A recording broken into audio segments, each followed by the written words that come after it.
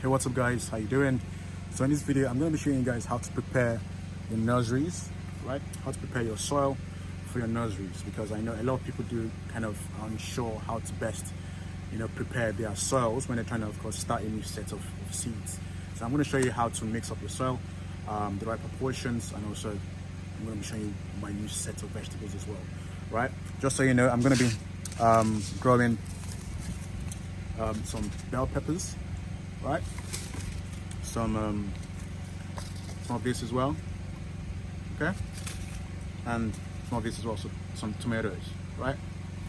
So for those who can't really see what this is an eggplant, okay?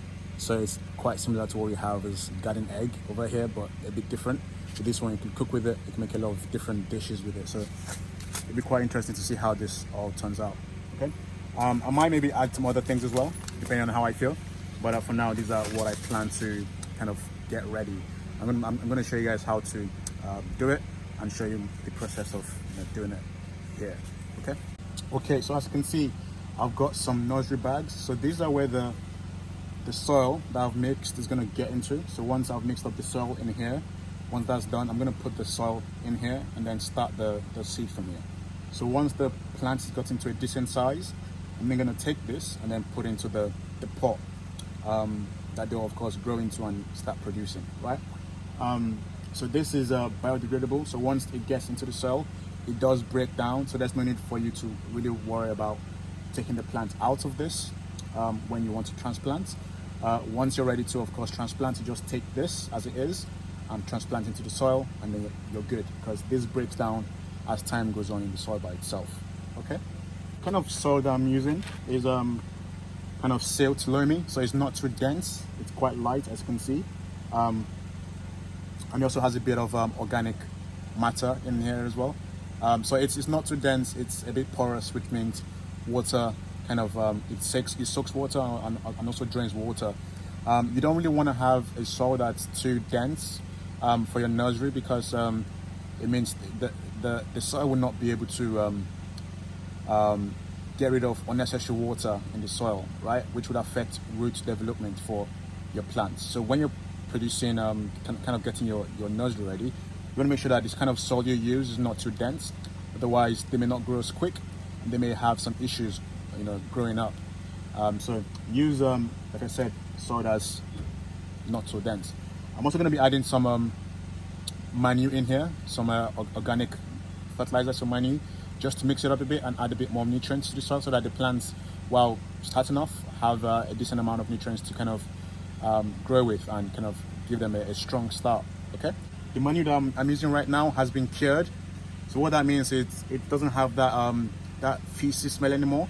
It now has a very sweet, earthy smell, because the what do you call it? It's been completely decomposed, and which means the nutrients in the manure is now readily accessible for plants to take. So it would produce a very clean, sweet smell, right? And yeah, that's preferably what you want to use. If you use the one that hasn't been decomposed properly yet, it may not be the best for your plants. It might burn your plants' roots, which will of course make them die. So preferably, if you're going to be using manure in your mix, always ensure that it's properly decomposed and it's ready to be used. Otherwise, it might affect your plants, okay?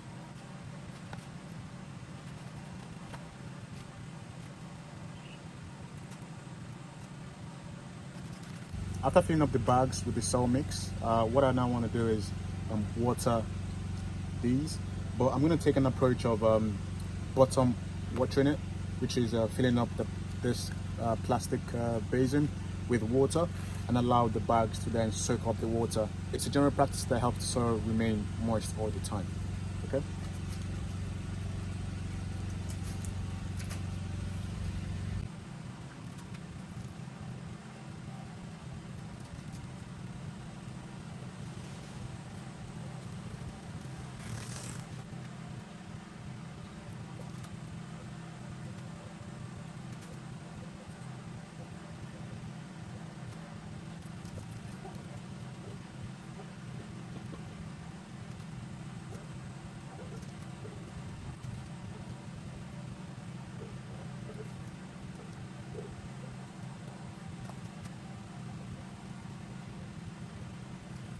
So now the bags are ready, and it's time to put in the seeds. So let's do that.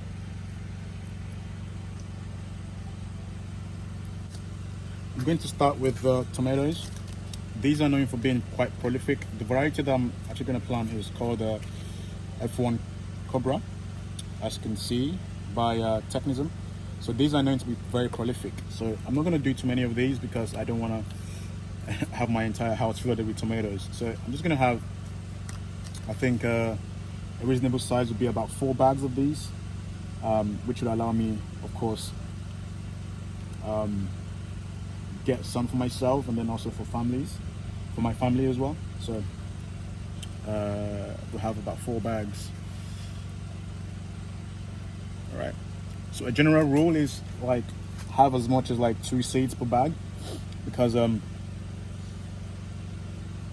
the case where one is not doing very well, then you could get rid of that one and then keep the other one. Okay. So that's just a general rule of thumb. And then you don't want to have the seeds buried too far down, just a little bit on the surface, and just have a bit of soil cover it. Okay. So that once they do germinate, they have not. So that once they germinate, they do not have that much resistance to push out. Right. So it's advised that you just kind of bury them lightly. Okay. So another thing that a lot of people do is they tend to soak the seeds as well before planting. You could do that if you want to, but I don't think that's necessary in this case. All right, because I'm definitely gonna be on top of this and make sure that they have as much water as they need so that they germinate on time. All right, so I'm done with the tomatoes. I'm gonna put these back in. What's gonna be next is the eggplant, and with these ones I'm just gonna have 2 bags of these because they do produce a lot. All right, and I just want 2 plants of these, and from these 2 plants, of course, I'm gonna be able to produce a lot of eggplants. All right, actually I'll do 3 bags, that's fine.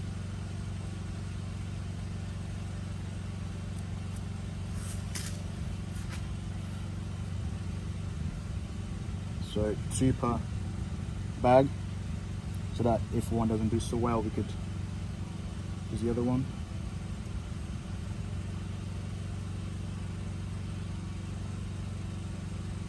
As you can see, I'm doing the same thing where I'm not burying it too deep, so that it doesn't have as much resistance coming up when it starts germinating. There are some plants that you might want to kind of bury a bit quite deep, but in this case, for these ones, it's not necessary to have them deeply buried. So 2 seeds again.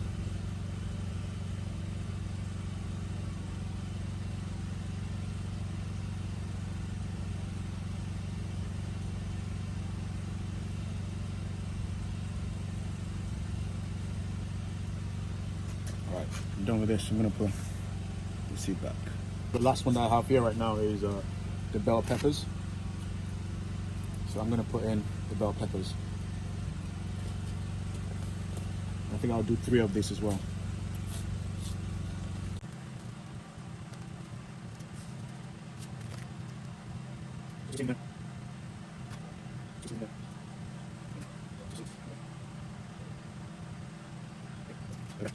So what I'm going to add to this set is going to be some red cabbage, if you can see it.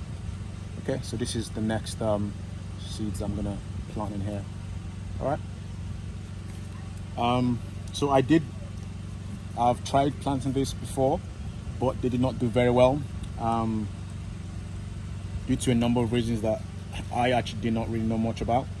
But I think the soil that I used at that time wasn't really the best. I still hope these seeds are viable because they look quite dry. But I'm still going to plant them anyway and see if they come up. If they don't come up, then I'll probably have to buy new ones or try something else. If they do come up, then that's good. Then we'll see how this new set goes. All right. So just for this case, I'm going to have 3 seeds per bag for these ones.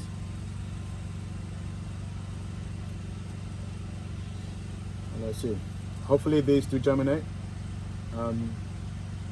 I've had these seeds for quite some time, although on the bag, let me see when it's meant to expire.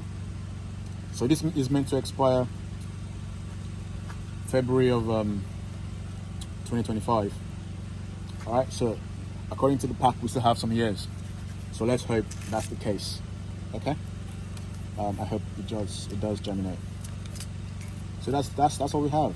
We've got our tomatoes, we've got our eggplant, we've got some what do you call it, we've got some of these bell peppers, can't believe I forgot the name, and then we also got some red cabbage.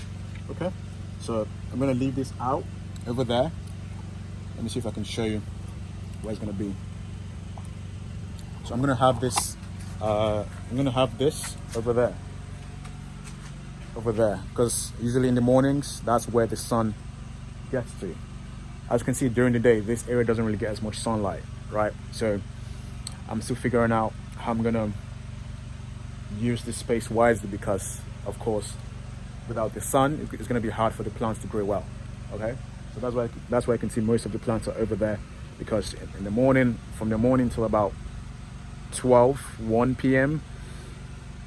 the sun is always there, and then towards this time, from like the evening time, this area kind of then gets the sunlight.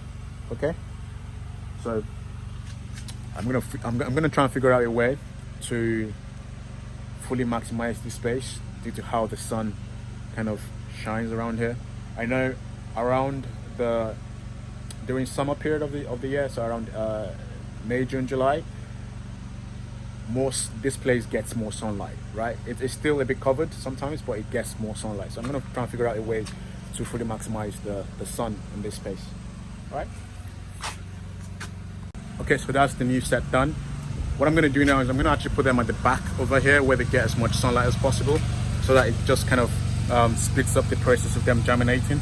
So I don't know if you can see it, they're right there. So at the back here they get a lot of sunlight, and I just want them to be there. Maybe in the morning I'll move them over here and then move them back there towards the afternoon, evening, just to ensure that they get as much sunlight as possible to germinate on time. I think once they germinate, then I could just kind of keep them one place and let them grow there. To update you on what's going on in the garden so far, we still have the peppers in here. I've chosen not to take them off because for some reason they started producing a lot more flowers after we had that last video, right? A lot of flowers, a lot of fruits, and I think maybe they might, I don't know, they might want to keep on producing again, and I think it might be wise replacing them once I have a new set of peppers to put in. So instead of just keeping the pot empty, I'm just going to leave the plants in here until I have a new set of peppers ready to be transplanted. Okay, then for the cucumbers, as you can see, they are doing pretty well. They've grown quite well from the last time you saw them, right? The same over there. Okay, and the same watermelon. The watermelon tend to grow a little bit slower than cucumbers, right? But they're coming on nicely too, as you can see. Okay, so everything seems to be going on quite well. I'm seeing some signs of some insect infestation. I don't know if you can see, but there's some holes in here, as you can see, like that's in the leaf. I think they're called leaf miners. So they kind of burrow in the leaf, and it makes the plant not grow as quickly. You can see the same thing here on the cucumbers as well, the leaf miners right there. So I might try to find some neem oil and try and get rid of this. I mean, it is normal for insects to get attracted to plants like this, because around here is mostly just grass and stuff, so there isn't really anything juicy for them to feast on. So I have to get some neem oil or something to get rid of this. For the pawpaws, you can see that there's a bit of a difference. It's doing pretty well. It has a lot more growth compared to how it was last time, so let's hope this keeps on going well. I do not expect the lemon and orange to really have much of a difference, because it does take these ones years to really produce. But for the purple, I'm expecting that in the next 5 months, 5-6 months, there should be some fruits growing, because this is it's an improved variety, and with improved varieties you expect that, you know, they take less time to produce. So that's going to be it, guys, and yeah, I'll catch you guys in the next video. Bye.